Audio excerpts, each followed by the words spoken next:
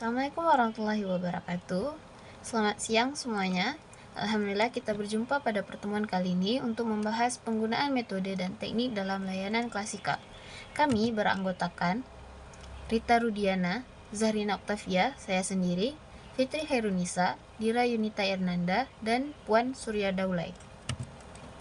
Nah, untuk pembagian materinya, pada metode ekspositori akan dibahas oleh Dira Yunita Ernanda, permainan peran sosiodrama akan dibahas oleh Fitri Hairunisa, dan permainan peran psikodrama akan dibahas oleh Zahrina Oktavia. Teknik group exercise akan dibahas oleh Puan Surya Daulay. Permainan kompo akan dibahas oleh Rita Rudiana. Baik, di sini saya akan menjelaskan materi ekspositoris. Istilah ekspositoris ini berasal dari konsep eksposisi yang berarti memberi penjelasan. Dalam konteks pembelajaran, eksposisi merupakan strategi yang dilakukan guru untuk mengatakan atau menjelaskan fakta-fakta, gagasan-gagasan, dan informasi-informasi penting kepada pembelajaran.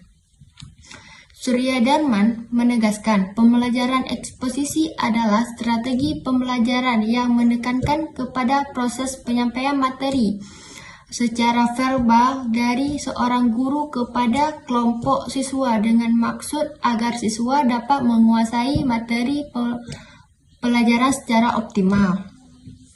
Jadi, tujuan metode eksposisi dalam layanan bimbingan klasikal adalah agar siswa dapat menguasai materi secara optimal. Dengan metode ini diharapkan proses pembelajaran menjadi lebih terarah dan efektif sehingga siswa dapat belajar mencapai hasil belajar yang optimal. Yang pertama itu membangkitkan minat dan motivasi, mendorong siswa untuk aktif belajar dengan menstimulasi minat dan keingintahuan mereka terhadap materi pembelajaran. Yang kedua itu mengembangkan kemampuan mendengar, melatih siswa untuk menyimak dan menyatat informasi penting yang disampaikan dalam bentuk ceramah dan demokrasi. Yang ketiga itu menyampaikan informasi yang efektif, menyiapkan informasi secara sistematis, rapi, dan terstruktur agar mudah dipahami oleh siswa.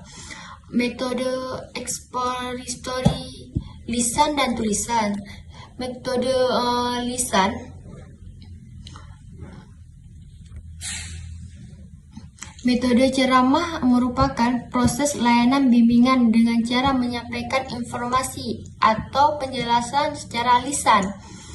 Ceramah dapat digunakan untuk menyampaikan materi yang berupa konsep, fakta, maupun generalisasi.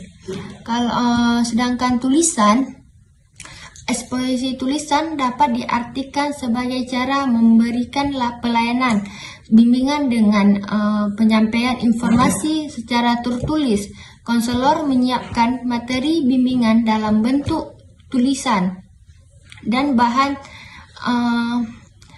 tersebut dapat dipelajari atau dibaca secara mandiri oleh para konseling. Baik, itu aja penjelasan dari saya kembalikan kepada moderator. Saya Fitri Hairunisa, selanjutnya akan membahas mengenai metode sosiodrama. Menurut Engkoswara Usman 2002 menyatakan bahwa metode sosiodrama adalah suatu drama tanpa naskah yang dimainkan sekelompok orang. Biasanya permasalahan cukup diceritakan dengan singkat dalam tempo 4 atau 5 menit. Kemudian anak akan meneragakannya. Persoalan pokok yang akan didramatisasikan diambil dari kejadian-kejadian sosial. Oleh karena itu dinamakan sosiodrama. Selanjutnya pelaksanaan metode sosiodrama. Menurut Rama Yulis 2010, pelaksanaan metode sosiodrama dapat mengikuti langkah-langkah sebagai berikut. Yang pertama, persiapan. Mempersiapkan masalah situasi hubungan sosial yang akan diperagakan atau memilih tema cerita dan menjelaskan mengenai peranan-peranan yang akan dimainkan oleh siswa. Masalah yang dipilih sebaiknya relevan dengan kehidupan peserta didik agar mereka dapat memahami dan menghayati peran yang dimainkan. Contohnya masalah perundungan di sekolah, toleransi antar umat beragama, atau kerjasama dalam kelompok. Memilih tema cerita yang sesuai dengan tujuan pembelajaran. Misalnya dalam pelajaran bimbingan konseling, tema bisa berfokus pada strategi menyelesaikan konflik atau cara membangun hubungan sosial yang sehat. Guru juga perlu memberikan gambaran umum tentang karakter dan situasi yang mereka hadapi agar siswa dapat lebih mudah memahami tugas-tugasnya. Persiapan yang matang akan membuat siswa lebih siap untuk melakukan permainan peran dengan percaya diri tanpa kebingungan. Yang kedua, penentuan perilaku. Memberikan dorongan kepada peserta didik untuk bermain peran dengan memberikan petunjuk atau contoh yang sederhana agar mereka siap mental. Nah, beberapa siswa mungkin merasa malu atau takut melakukan permainan peran, sehingga guru perlu memberikan motivasi dan membangun suasana yang nyaman. Membantu siswa memahami ekspresi dan emosi yang sesuai dengan peran mereka. Guru dapat menunjukkan contoh melalui gerakan tubuh, intonasi suara, dan ekspresi wajah agar siswa lebih mendalami karakter yang diperankan. Mendorong siswa untuk menggunakan kreativitas dan imajinasi mereka dalam memainkan peran sehingga permainan peran menjadi lebih natural dan tidak terkesan kaku. Yang ketiga, penentuan pelaku atau pemeran. Para pelaku memainkan peranan sesuai dengan imajinasi atau daya tangkap masing-masing siswa. Nah, pada tahap ini, siswa mulai memainkan peran mereka sesuai dengan karakter atau skenario yang telah ditentukan. Memastikan bahwa setiap siswa memahami tugas dan tanggung jawabnya dalam memainkan peran. Memberikan kebebasan bagi siswa untuk mengekspresikan peran sesuai dengan pemahaman mereka tanpa terlalu banyak intervensi dari guru, dan mengizinkan siswa untuk mengembangkan dialog dan interaksi secara spontan. Yang keempat, diskusi dilanjutkan dengan diskusi yang dipimpin oleh guru. Diskusi berkisar pada tingkah laku para pemeran dalam hubungannya dengan tema cerita, sehingga berhadirlah suatu pembicaraan berupa tanggapan, pendapat, dan beberapa kesimpulan. Nah, diskusi ini dipimpin oleh guru dan bertujuan untuk menggali pemahaman serta refleksi siswa terhadap peran yang telah mereka mainkan. Nah, di sini guru dapat bertanya kepada siswa mengenai alasan mereka mengambil tindakan tertentu dalam peran mereka. Yang kelima, ulangan permainan. Saran-saran atau kesimpulan-kesimpulan yang diperoleh dari hasil diskusi.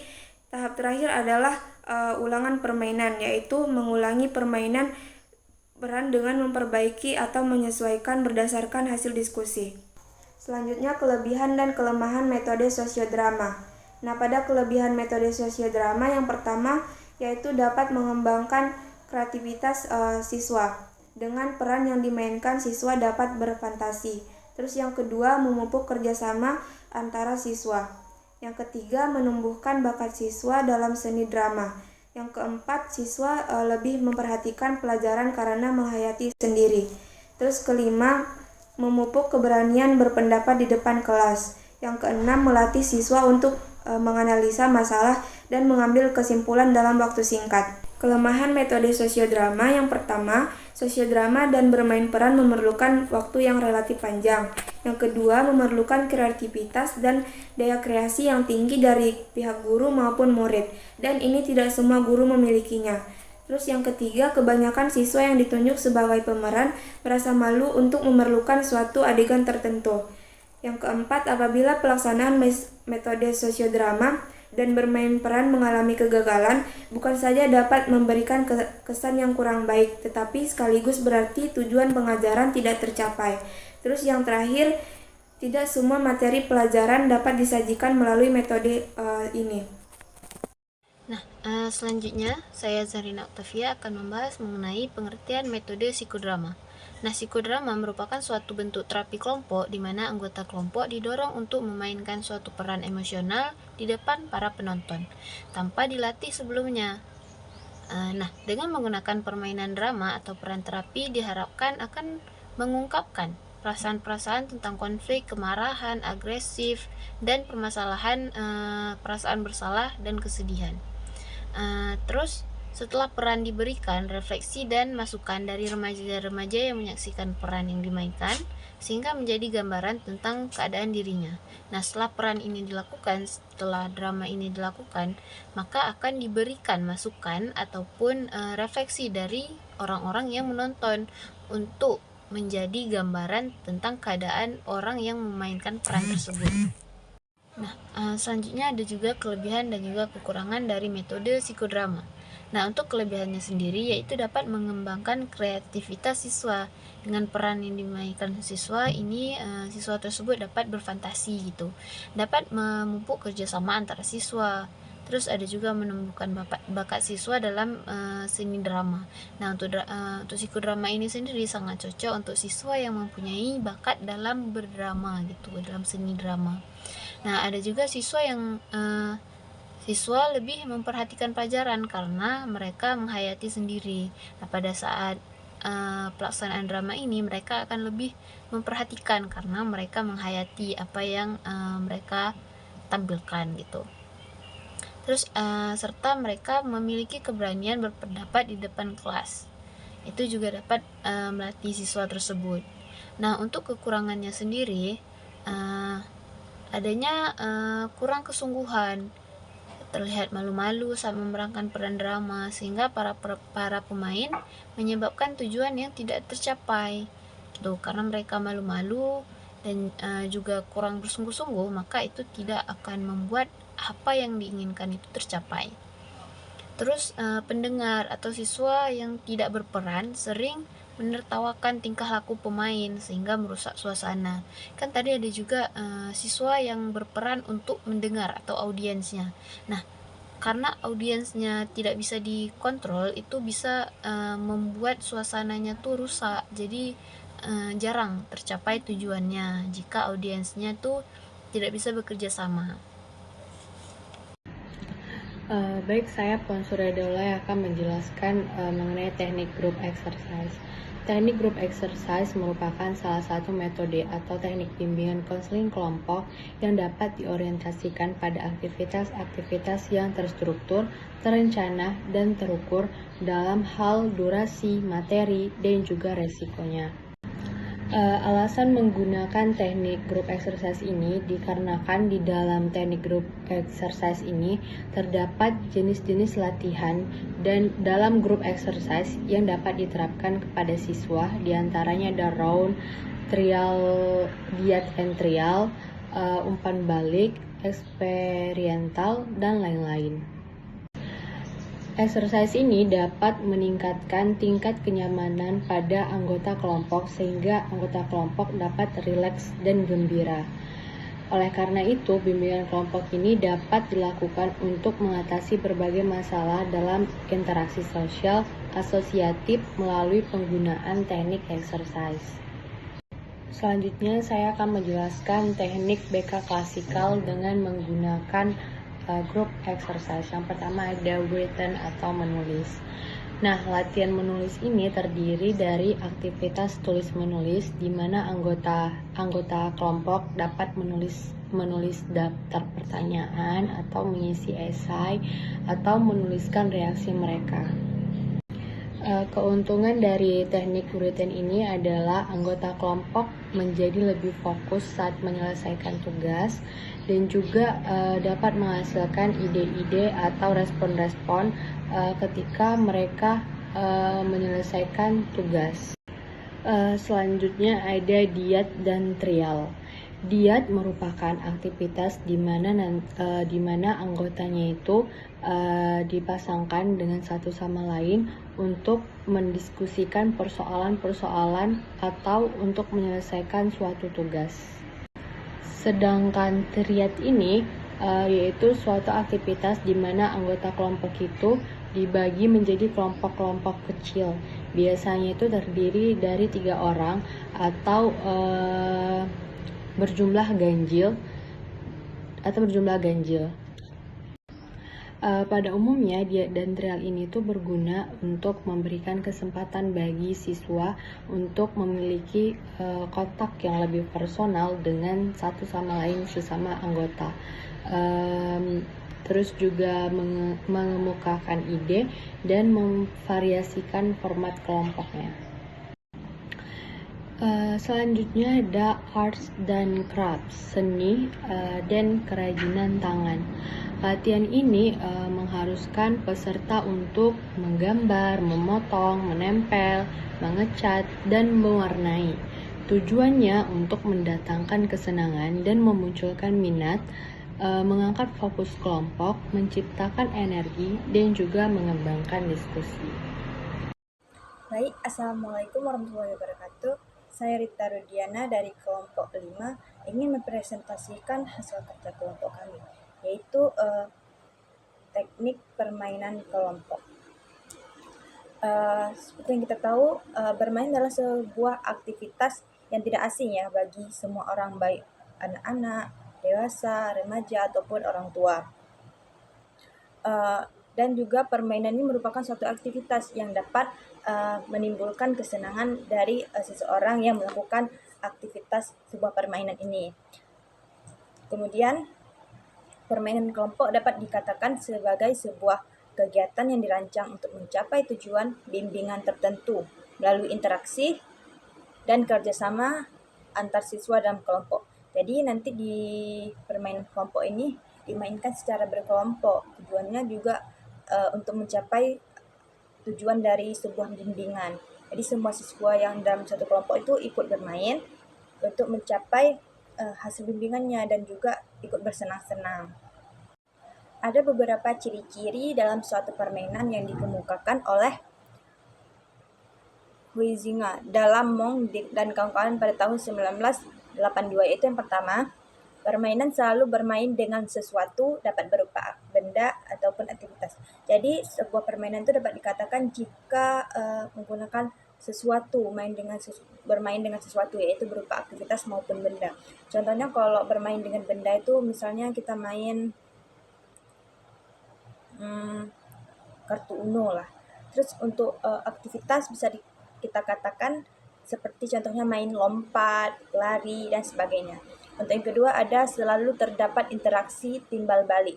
Jadi dalam permainan itu bukan hanya seorang aja, pasti ada timbal balik antara satu dengan yang lain, ataupun di dalam kelompok misalnya, pasti ada timbal balik dari dalam satu kelompok tersebut. Yang ketiga ada permainan selalu berkembang, dinamis, dan berputar dalam suatu siklus sehingga mencapai klimaks, antiklimaks, dan memulai dari awal lagi. Jadi dalam permainan itu pasti kita main untuk cari pemenang ya. Kalau misalnya udah menang, habis itu putar main lagi gitu. Untuk selanjutnya nomor 4, terdapat aturan-aturan yang disepakati bersama tanpa ada rasa terpaksa. Jadi sebelum bermain itu pasti kita adakan peraturan bersama biar tidak adanya selisih nanti pas ketika main. Dan yang terakhir ada dibatasi oleh waktu dan membutuhkan tempat atau ruang. Untuk bermain kita pastinya butuh tempat dan juga ruang, dan juga kita dapat menentukan waktu. Kan nggak mungkin kita main 24 jam, pasti memerlukan waktu. Misalnya ini harus menang dalam waktu 10 menit ya. Terakhir ada tujuan dari teknik permainan kelompok. Di tujuan dari teknik permainan kelompok ini, yang pertama ada mendiagnosis perilaku individu dalam kelompok. Jadi nanti pas main tuh kita dapat lihat, kita dapat menyimpulkan ataupun bisa kita lihatlah perilaku dari seseorang individu dalam permainan kelompok tersebut. Yang kedua ada membangun hubungan baik dengan orang lain. Pasti ya kalau kita udah melakukan permainan, kita udah berinteraksi dengan orang-orang lain, misalnya dengan satu yang lain, terutama ini kelompok kan, pasti ada beberapa orang, jadi pasti otomatis membangun hubungan yang baik di dalam situ karena kita sudah melakukan interaksinya. Yang ketiga ada sebagai media belajar memecahkan masalah dalam kehidupan sehari-hari. Jadi permainan kelompok ini dapat dibilang ya sebagai media belajar dan juga dapat membantu memecahkan masalah dalam kehidupan sehari-hari. Jadi dari permainan itu kita mendiagnosis dari perilaku individu seperti tujuan yang pertama tadi.